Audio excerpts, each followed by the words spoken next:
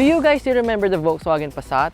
Well, this is definitely not a Passat, but it can be like a Passat. Let's check out the 2021 Volkswagen Lamando.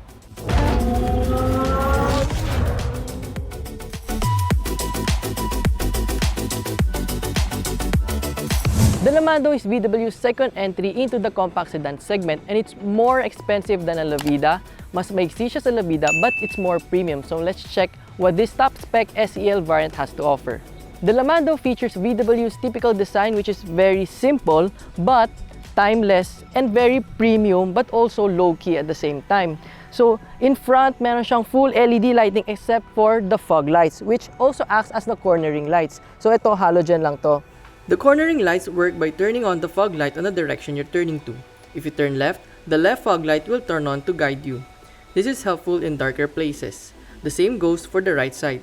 Thus it has LED headlights, LED daytime running lights, and LED turn signals. It also has chrome accents here on the grille, which looks very well integrated into the headlights. Thus meron pa siyang black and chrome accent and design dito sa gitna. It also has VW logo here, which has the radar well integrated inside for the adaptive cruise controls. Tapos below you have parking sensors and another chrome accent that goes across the lower bumper. On the side, there's really not much to say about the Lamando kasi it's really simple and medyo mukha siyang plain, mukha siyang typical sedan talaga. You just have this straight body lines until the end, and ayun, yun lang meron siya. And then it has 17-inch two-tone alloy wheels wrapped in 225/50 Hankook tires. Then you also have this parang fake vent siya dito na integrated dito sa kanyang body lines. You also have power folding side mirrors with LED turn indicators, and meron kang paddle lamp down here. Tapos very solid din yung sound ng door niya. Ito. Yan, it's very solid.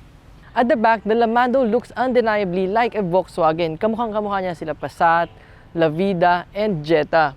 Tapos sa likod, you also have a full LED lighting. Tapos, meron ka pang rear parking sensors, and you have a chrome accent across your two faux vents or faux exhaust. So, hindi sila totoo. Yan. And then to open the trunk, first you can use your key. Dito siya sa gitna. You just need to press the key in the middle, and then automatic siya mag-open all the way up. Pero if you want to open it with this one sa car mismo, ito lang siya. So you just need to push it with your thumb, and then ito na yung pang-lift open mo. Then automatic na siya open all the way. It's very big inside and malalim na malalim siya. I think kasya dito ang too big luggage. Tapos medyo I just want to change this sana if ever. This part, gawin sana siyang black or balutan siya ng black plastic kasi wala lang, sobrang red niya. Pero yun. And then meron din siyang syempre yung reverse camera. And kung hinahanap nyo, it's not here, wala siya kung saan-saan. It's integrated inside the logo. So pag naka-reverse ka na, automatic siya mag-open and aangat na yung camera. Here inside, ganun pa rin, paulit-ulit tayo. It's really typical Volkswagen. Very simple but very premium and classy naman sa loob. Tapos, soft touch plastic lahat except for this part which is hard touch pero good quality plastic naman. So this one is soft touch, even dito sa door panels, soft touch siya, and it has a mix of leather material as well. Tapos kung napansin nyo, meron siya mga chrome accent and piano black accent around dito sa kanyang aircon vents and even around here sa kanyang instrument cluster. Tapos meron siyang silver accent here which has a mood lighting, and also dito sa door panels. Meron din siya parang faux carbon fiber na design here and also here on the side, but for me parang hindi siya bagay sa overall design and theme ng sasakyan because it looks rugged and sporty, and this one sa loob, talagang parang very premium siya sa loob. So, I think they could change this one. It would be better. And then sa seats naman, it's wrapped in a very nice leather with white stitching and white piping. Tapos may parts siya na perforated, and meron din siyang parts na merong cloth na naka-design like a carbon fiber as well. Tapos it's very soft, very comfy to sit on, and it really hugs you in place. Para talaga siya nakayakap, o nakikita nyo pa lang dito. Well bolstered siya. Tapos, meron siyang sunroof right here. And pag i-open mo siya, dapat, ayan, hihilain mo lang. Wala siyang automatic na continuous na open. So, kailangan mo lang nakapindot all the time. There. Tapos, if you're going to close it, ganun din. Kailangan mo rin siyang i-hold. Tapos, kaya lang, pag nasobrahan ka ng hold, nag-open siya ulit. So, yun yung, I don't know bakit ganun yung response niya. And then, you have this, ayan no, na-stuck siya. May tendency din siyang nasa-stuck. Tapos, ito yung cover niya. This one, kapag sinara mo, may times na bumubukas siya mag-isa. I don't know why, hindi siya nag-hold in place. The Lamando has a leather-wrapped steering wheel. And it's really nice. Very Volkswagen siya. Almost all their vehicles use the same design. Medyo mapayat nga lang siya, but it's also good. Tapos meron siyang black piano accent dito and chrome accent. So on the right side, you have the buttons for your instrument cluster. And then on the left side, you have the buttons for your adaptive cruise controls. Medyo weird nga lang na yung buttons for the volume ay nandito sa left side sa may adaptive cruise controls and hindi dito sa right side. So medyo confusing siya. Tapos, if you want to hear the horn, ito siya. Yan. Then, moving on, dito sa instrument cluster, it's fully digital instrument cluster. And it's very, very nice. Very much like an Audi. Talagang, I think this is one of the best instrument cluster, digital instrument cluster na na-review namin. Kasi, very easy to read, very HD, malinaw siya, and maganda siya. Tapos, next, here we have a 9.2-inch touchscreen infotainment system with Apple CarPlay and Baidu CarLife or Baidu CarLife. And magandang feature niya is, kunyari, trip mo lang, pwede kang mag-wave and then, yan, susunod siya. Yan.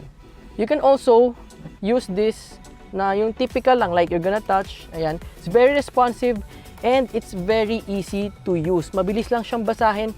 Very simple lang yung mga logos and mga labels niya. And very HD. Kamukha siya ng mga nasa Audi din. So, it's very, very nice. Down here, you have your dual zone automatic climate control with a very cute LCD display ng temperature on both sides. Sobrang liit niya and it's very cute. Para dun lang talaga siya. And meron siyang mga buttons and meron siyang physical knobs, which I really, really like. Tapos meron din siyang heated seats. So, ito siya. And tara, pwede na natin siyang iakyat sa Baguio. You have your push button start right here. Dito siya nakalagay and hindi dito sa dashboard. Tapos you have your electronic parking brake and auto hold function, your shifter, and I think this button is for the TPMS. Tapos your auto start stop button and your parking sensor button right here. Tapos dito yung 2 cup holders mo and 2 card slot right here. Pero kapag i-close mo na yung cover, ayan, kasya siya. Nako-close siya. And then you have this center armrest na height adjustable and pwede mo siyang i-slide forward. So now let's check the second row. Pero one thing, narinig nyo to, 'di ba? The sound, it's very irritating for me kasi tunog siya ng tunog, it won't stop until or unless isara mo yung door mo. So, if paano kung gusto mo lang siya naka-open, so, tuloy-tuloy lang yung sound niya. Here in the second row, the space is nothing like a Passat, but okay pa rin naman siya for a compact sedan. And look at the space. Ito yung space ko, legroom ko, and my footroom. Also my headroom, and I'm 5 feet and 5 inches. Tapos pagdating naman sa seats, they're comfortable. Kung ano yung pattern, the one in front, ganun din yung patterns dito sa likod.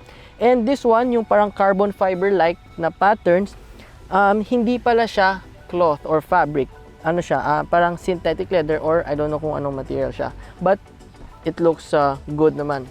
Tapos it has a center armrest with adjustable cup holder. So pwede mo silang ilipat depende sa size nung drinks mo. And then yung seat niya, it's surprisingly meron siyang maliit na bolster dito. So meron akong nafe-feel na a little hugging sa akin, which is very nice din. Then you have 2 back pockets, aircon vents, and 2 fast charging USB port. And a storage down here. Medyo malaki nga lang yung center tunnel niya, so I think yung uupo doon sa third person sa gitna, medyo masisikipan siya or mahirapan siya unless na lang you're gonna bring kids with you. Tapos dito sa door panel, ito sa taas, sa door panel, it's a hard touch plastic na, hindi na siya yung soft touch like the one in front. Pero meron ka pa rin naman dito yung mga accents niya, which is very nice, and a speaker here in the middle. The Lamando is powered by a 1.4-liter turbocharged gasoline engine with 148 horsepower and 250 Nm of torque paired to a 7-speed DSG transmission or sa iba, DCT. So let's bring it out on a test drive.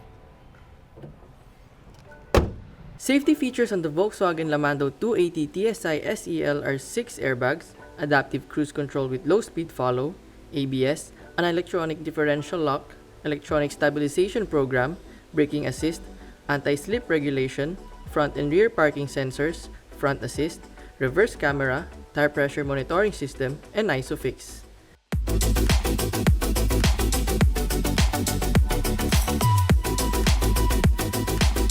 When you're driving the Lamando, alam mong mas maganda yung dinadrive mo compared to your usual Japanese compact sedans.